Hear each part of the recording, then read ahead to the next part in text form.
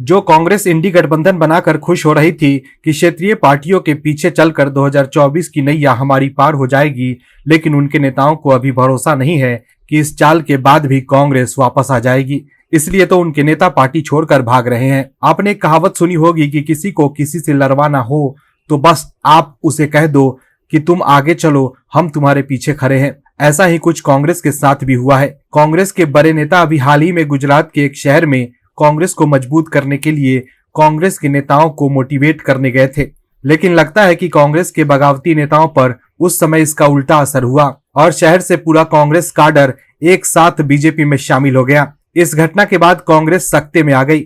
वहीं सवाल भी उठने लगा कि अगर ऐसा ही हाल रहा तो कांग्रेस पीएम मोदी से मुकाबला कैसे करेगी। जिस तरह से देश भर में पीएम मोदी की लोकप्रियता बढ़ती जा रही है, उससे कांग्रेस के नेताओं को भी लगने लगा है कि कांग्रेस के लिए सत्ता में आना काफी मुश्किल है। ऐसे में अब कांग्रेस के नेताओं को भी अपने नेतृत्व पर भरोसा नहीं रह गया है। ऐसे में अब वो भी मोदी मोदी कहने लगे हैं और शहर की लगभग पूरी कांग्रेस बीजेपी में शामिल हो गई।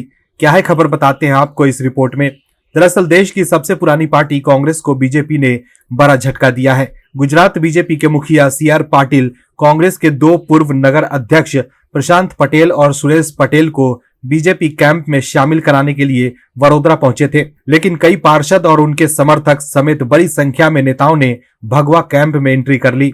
दिलचस्प ये है कि बीजेपी की सदस्यता लेने से पहले कांग्रेस नेताओं ने रोड शो किया था। कांग्रेस के साथ ये राज्य के प्रभारी मुकुल वासनिक के लिए भी बड़ा झटका है, जो कुछ दिन पहले ही यहां पहुंचे थे और पार्टी को मजबूत बनाने के लिए नेताओं से बातचीत की थी। पार्टी प्रभारी बनने के बाद अहमदाबाद के बाहर ये उनका पहला दौरा था। उन्होंने बीजेपी का दामन थामने वाले कई नेताओं से कहा था कि वो कांग्रेस को मजबूत बनाने का काम करे, लेकिन वो नेता अब बीजेपी में शामिल हो गए हैं। सुरेश पटेल ने कहा कि उनका परिवार 3 पीढ़ियों से पार्टी से जुड़ा हुआ था। उन्होंने हाल ही में पार्टी का प्लॉट राष्ट्रीय स्वयंसेवक संघ को एक कार्यक्रम आयोजित करने के लिए दिया। पटेल ने कहा कि इस पर उन्हें बिना नोटिस दिए सस्पेंड कर दिया गया। सुरेश पटेल ने कहा कि उन्होंने तभी कांग्रेस से अलग होने का फैसला कर लिया।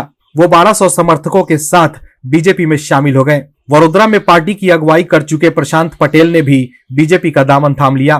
2019 में लोकसभा चुनाव लड़ चुके प्रशांत ने कहा कि 2014 में नरेंद्र मोदी के सत्ता में आने के बाद लोग हिंदू राष्ट्र की बात कर रहे हैं, लेकिन जब हिंदुओं के विरोध में बयानबाजी की गई तो कांग्रेस ने कुछ नहीं किया। उन्होंने उदयनिधि स्टालिन की ओर इशारा करते हुए कहा कि हाल ही में कांग्रेस के सहयोगी ने सनातन धर्म के खिलाफ बयान दिया, लेकिन कांग्रेस ने इसकी निंदा नहीं की।